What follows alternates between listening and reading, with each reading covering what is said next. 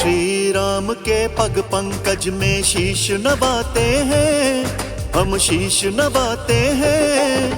पवन पुत्र हनुमान जन्म की कथा सुनाते हैं, पवन पुत्र हनुमान जन्म की कथा सुनाते हैं। माँ अंजनी के गर्भ काल का वर्णन गाते हैं, पवन पुत्र हनुमान जन्म की कथा सुनाते हैं।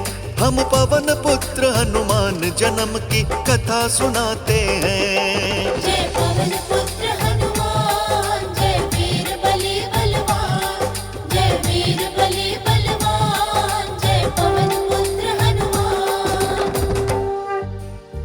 बोलिए प्रभु रामचंद्र भगवान की जय। बोलिए जय जय श्री राम। बोलिए केसरी नंदन दुख भंजन अंजनी के लाल की जय। भक्तों, आज मैं आपको हनुमान जी के जन्म की दिव्य कथा सुनाने जा रहा हूँ। वैसे तो हनुमान जी के जन्म के लिए कई सारी बातें प्रचलित हैं, परंतु उनमें से एक मान्यता ये है कि हनुमान जी भगवान शिव शंकर के अंश हैं। हनुमान जी को भगवान शिव का ही अंश बताया जाता है। भगवान शिव के 11वें रुद्र बताए जाते हैं हनुमान जी। जी हाँ, आइए बढ़ते हैं कथा की ओर। बोलिए बजरंग बली की जय।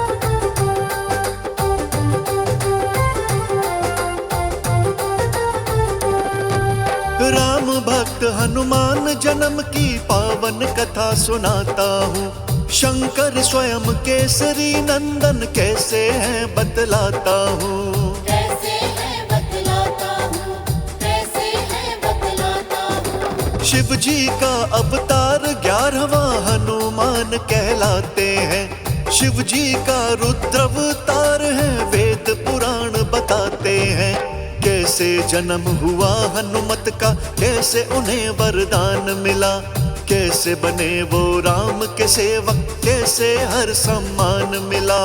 कैसे हर सम्मान मिला, कैसे हर सम्मान मिला। कैसे निगल गए बचपन में उगते हुए दिवाकर को, कैसे लांघ गए बजरंगी कई योजन के सागर को।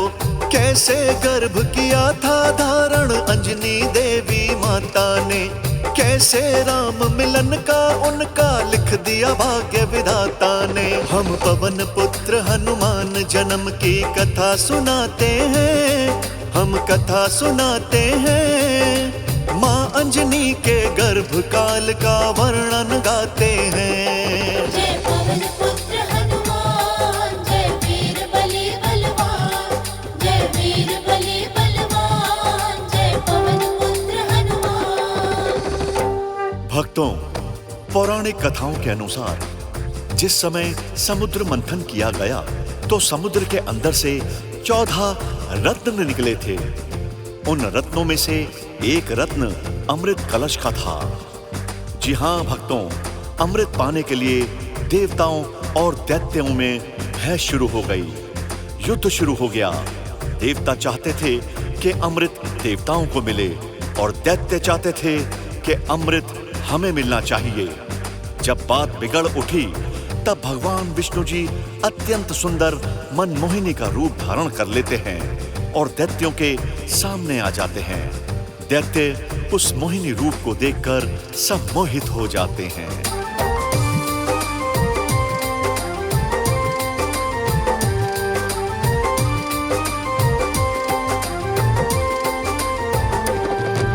धर के मोहिनी रूप हरि जी तब वहां पर आते हैं।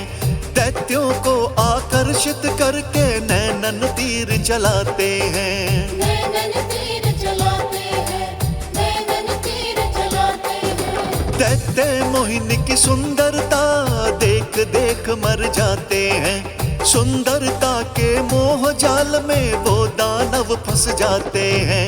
फंस के मोहिनी मधुशाला में वो मदिरा पी जाते हैं और देवताओं को विष्णु अमृत पान कराते हैं। अमृत पान कराते हैं, अमृत पान कराते हैं। विष्णु जी का रूप अनोखा मृगनयनी से लगते हैं।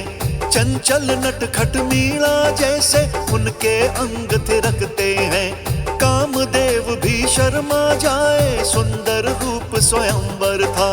देख मोहिनी रूप कमल सा मन मचला शिव शंकर का।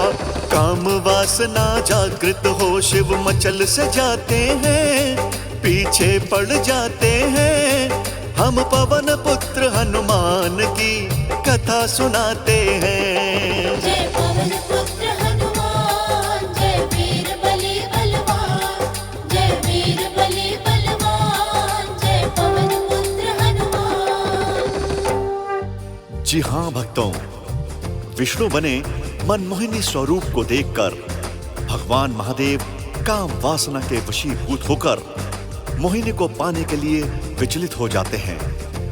मोहिनी स्वरूप के ऊपर वो किस प्रकार से आसक्त हो जाते हैं कि मोहिनी को पाने के लिए वो मोहिनी के पीछे पड़ जाते हैं।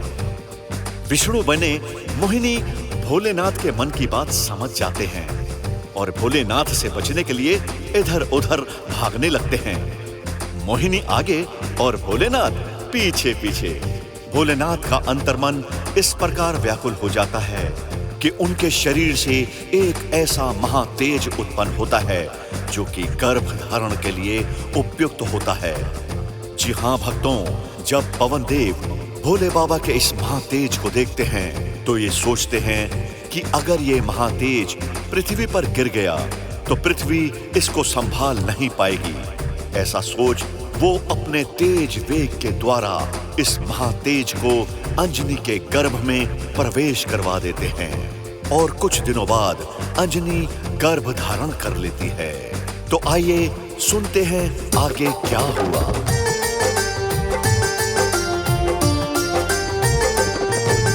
केसरी और अंजनी माता करें तपस्या शंकर की। हुए प्रसन्न तो वहां पे आ गए महादेव शिव शंकर जी। महादेव शिव शंकर जी, महादेव शिव शंकर जी। हाथ उठाकर वर मुद्रा में उनसे बोले भोले जी। पुत्र रूप में जन्म मैं लूंगा, उनसे बोले भोले जी। धारण तुमने किया गर्भ जो सारा अंश हमारा है। राम का सेवक कहलाएगा, ऐसा राज दुलारा है। ऐसा राज दुलारा है, ऐसा राज दुलारा है। 11वां अंश हमारा होगा, रुद्र अवतार कहाएगा। वीर बली बलशाली होगा, जो हनुमान कहाएगा। अंजनी पुत्र केसरी नंदन पवन पुत्र बन आएगा। मेरा अंश स्वयं वो होगा, युग युग पूजा जाएगा। हम पवन पुत्र हनुमान की कथा सुनाते हैं, हम कथा सुनाते हैं। माँ अंजनी के गर्भ काल का वर्णन गाते हैं। जय पवन पुत्र हनुमान, जय वीर बली बलवान, जय वीर बली बलवान, जय पवन पुत्र हनुमान। भक्तों, इसके बाद चैत्र शुक्ल पूर्णिमा को माता अंजनी के गर्भ से हनुमान जी का जन्म होता है। जन्म के समय से ही हनुमान जी के चेहरे पर दिव्य अलौकिक कांतिमय तेज दिखाई दे रहा था। माता अंजनी और केसरी जी अत्यंत प्रसन्न होते हैं और अपने पुत्र हनुमान जी का लालन पालन बड़ी ही करुणा और वात्सल्य के साथ करते हैं। जब हनुमान जी धीरे धीरे चलने लगते हैं तो एक दिन उगते हुए सूरज को देखकर सोचते हैं कि अवश्य ही ये कोई स्वादिष्ट फल होगा। वो बहुत ऊंची उड़ान भरते हैं और सूर्य देव को निगल जाते हैं। तीनों लोकों में अंधेरा छा जाता है। तब देवताओं आदि की प्रार्थना से हनुमान जी सूर्य देव को मुक्त कर देते हैं। हनुमान जी को देवताओं और स्वयं इंद्र ने कई आशीर्वाद दिए, कई शक्तियां प्रदान करी। राम वनवास के दौरान सीता हरण के पश्चात सीता जी का पता लगाने के लिए हनुमान जी कई योजन लंबा समंदर लांघ गए थे। बोलिए अंजनी के लाल की, बोल पवन पुत्र हनुमान की।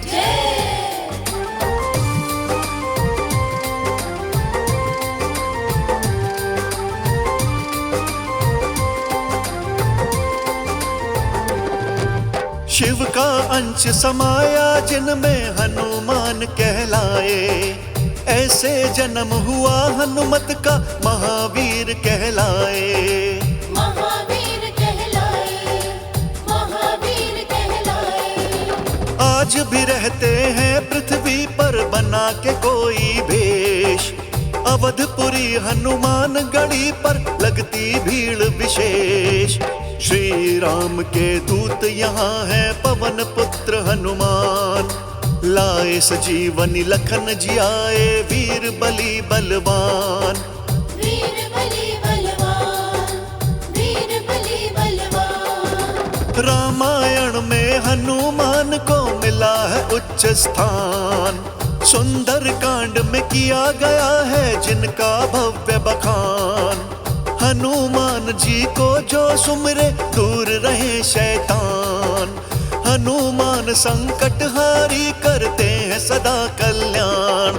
हम पवन पुत्र हनुमान जन्म की कथा सुनाते हैं, हम कथा सुनाते हैं। माँ अंजनी के गर्भ काल का वर्णन